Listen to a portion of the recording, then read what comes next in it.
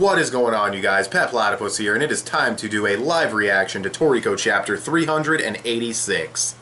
If you don't want to see the live reaction, you can of course click the timestamp on the video somewhere on the screen and it'll take you to the review portion if you're not a fan of live reactions, if those don't float your boat. So go ahead and click there for the review. If not, we'll keep going. Real quickly before I get into the review, because it's going to be a long video as it is, I didn't do Young Justice yesterday, I know. I said I was going to, and when I said I was going to, I've forgotten that I needed to wait for a very important phone call.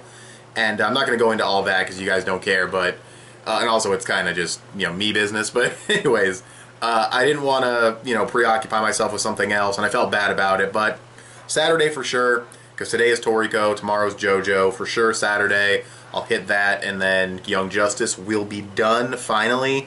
I do have the next series from episode 1 lined up, and you'll see episodes 1, 2, and 3 first impressions / review sometime next week. So, with that being said, yeah, so Joa not looking so good. Impossible.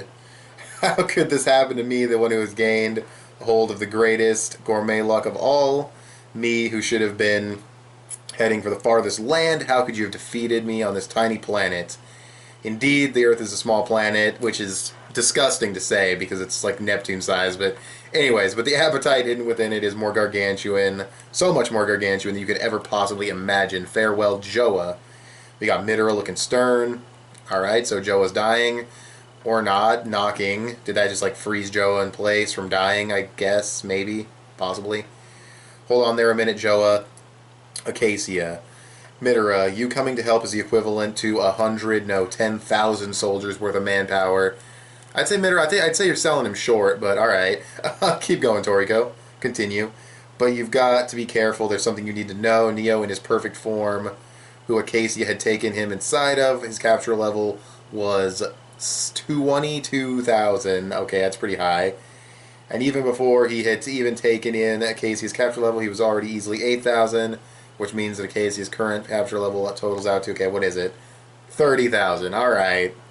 I'm not that impressed, to be honest. Like, from a story standpoint, it is, like, 3 times larger than, would that be 3 times larger? Whatever. It's 20,000 more than God, so it's impressive from a storytelling standpoint, but from the shock value standpoint, I'm not really that surprised at all.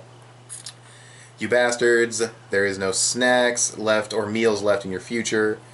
But I've got gourmet luck on my side. Since when, Starjan? Wait, what? Star, and he says, I ate an ingredient that was highly compatible with myself. Gourmet luck. You ate gourmet luck? Wait, what the fuck? Okay, whatever. Maybe that's just the way he's wording it. I don't know. And now I've become many times stronger. I think I might even be of some use to you now, Midora. By the way, Toriko, 30,000. Are we playing for points now? What kind of game is that? I never gave a damn about any of the numbers to begin with. You got him standing in front. My appetite has already broken through past its limits. Now hang on and do your best to keep up with me, you two. Dude, I see Starjan next to this guy, and I know that Starjan and Toriko are brothers, so I just see them standing next to Midora, and it's just like, he's got to be Papa, dude. Like, you look at Midora when he was young, and you look at Starjan now, and you look at... I know that's just hair that's long, but like, whatever. Anyways. Oh, it's nice. Hold on. Let me screenshot that right quick. That's my thumbnail. Unless something more badass happens later, which is totally possible because it's Toriko, but I definitely want that fucking stare down to be my thumbnail. Alright. Alright, take that shit right there. Alright. Got the stare down. Nail gun, hungry bomb, fire spear. Looks like we got the teeth, so he's going to eat all of them, which he did. And now... reading just slightly into the future, Star preemptively dodged Acacia's attack. Okay, so we got narration for the fighting, and that would be the clairvoyance thing he has, which is super hacks. But Acacia had noticed this. This motherfucker noticed clairvoyance? Alright. And instantaneously launched another attack. But his oh man, Midora's face. But his attack's transition was so smooth and with no wasted movement at all. So Midora's minority world had it slowed down and made it sluggish. Alright, that's sick. Toriko leapt immediately upon that one momentary opening. Infinite nail punch. Alright. Okay, he hits, he gets hit. And he acted twice to stop it. What does acted twice mean? Did he like eat it? Oh, it kind of looks like he ate it. It's got like that scarlump sound. He's kind of putting his mouth. Did he eat the fucking... I guess that makes sense. He eats all kinds of shit, actually. Okay, well, fail on the fucking infinite nail punch, but let's see. Hungry space. Okay, so he just got massively bit into. He can probably regen, though, I would assume, but we'll see. He's tanking everything and advancing with sheer brute force. Minority was this gourmet buffet, and he's just throwing a rapid punch. Midora, his attack, they weren't aimed at me to begin with, so through Minority World, they're now all coming right at me. Wow, that's ridiculous. Okay, so he tricked the Minority World. That's actually really fucking awesome. Honestly, that's super fucking cool. Gourmet luck. All the punches land, so you're going to rely on that, aren't you? So you're going to rely on that too much, huh? Well, fine. Let's see how long it holds out. Midora's looking a little pissed. Midora, boss, you bastards. He's got the fucking hand out, looking like a fucking badass. I'm not a huge fan of the design, but oh shit. God's grasp, and he like lifted the hand out from underground. It's not as big as the Spank, but it's still pretty fucking sizable. I'll crush you. He crushed the palm together. What's that? Oh, he grabbed him with his tongue. Gross. Did he like split his tongue in two? Oh my god. Midora is a freak, man. Jesus. That shot's really cool. The fist clenched like that. That looks really awesome. Fool, you're the only one who truly after Midora. So what's Midora gonna do? Is that another Spank coming in? It's too big. Landed. It doesn't look as big as the last one. Boss.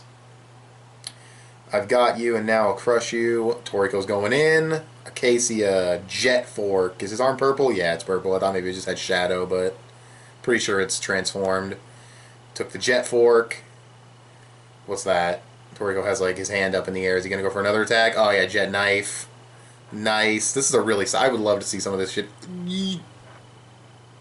No, wait, hold on.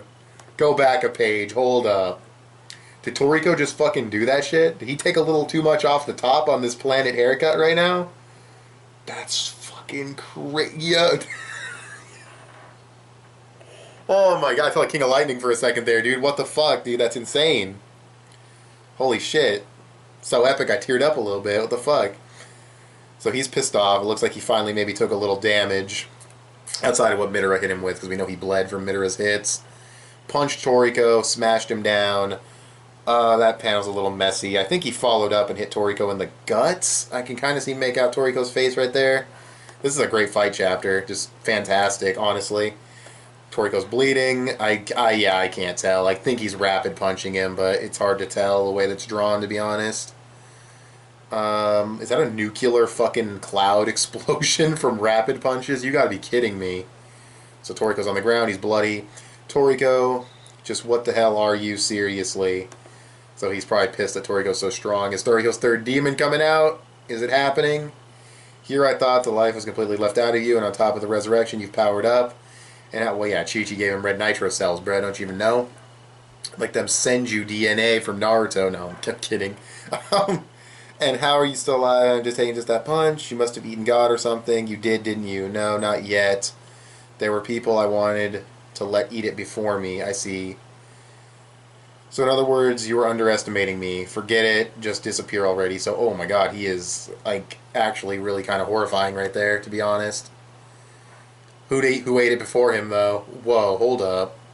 Stargin. Yo, Stargin, what?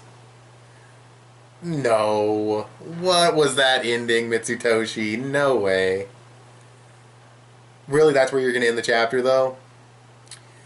That's... I mean, people live from some crazy shit in Toriko, but... Oh, that could be Stargin's death right there, man. Shit. Yeah, that ending. I'm just kind of looking at this right now.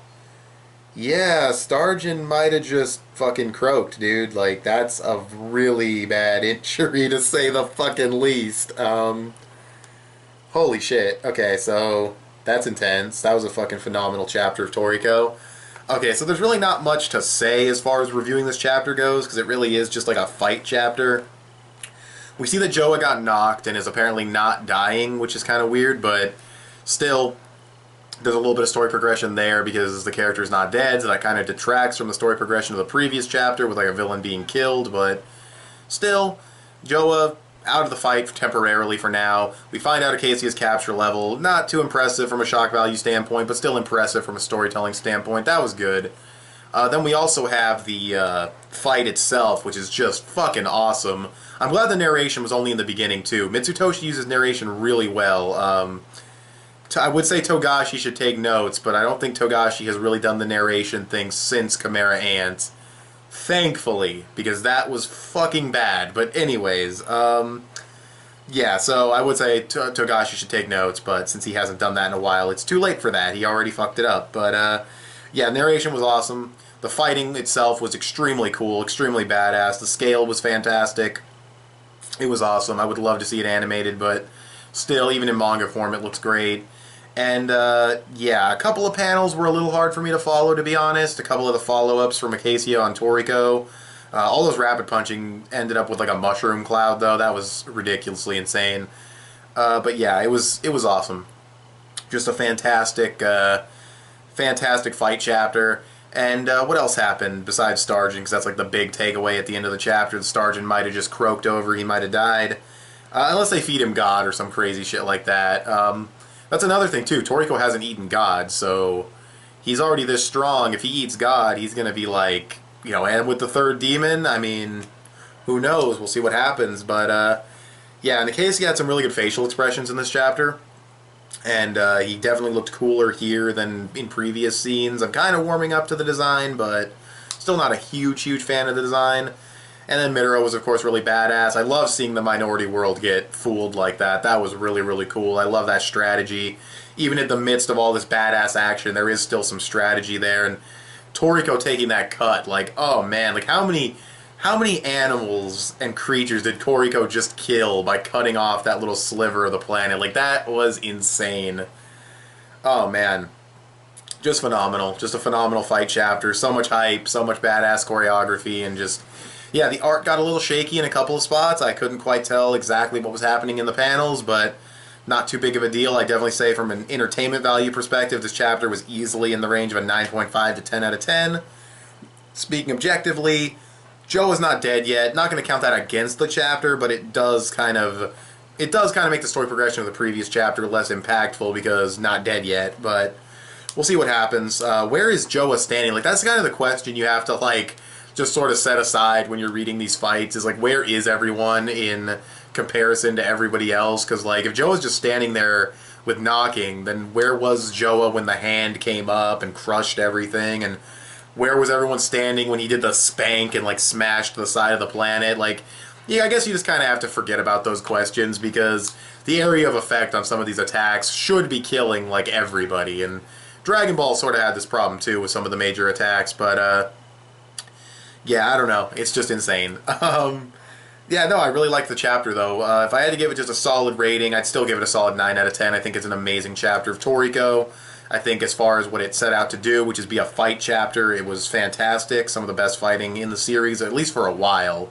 So, yeah, I really enjoyed this chapter. So, what did you guys think of this chapter of Toriko? You can tell me in the comments section below. You can also follow me on Instagram or add me on PSN. I'm petplatypus on both. You can also give this video a thumbs up and share it on social media. Both those would help me out a lot. Subscribe if you haven't already or if you like what you've seen here. I want to thank you guys for watching, and I'll talk to you guys later. Bye.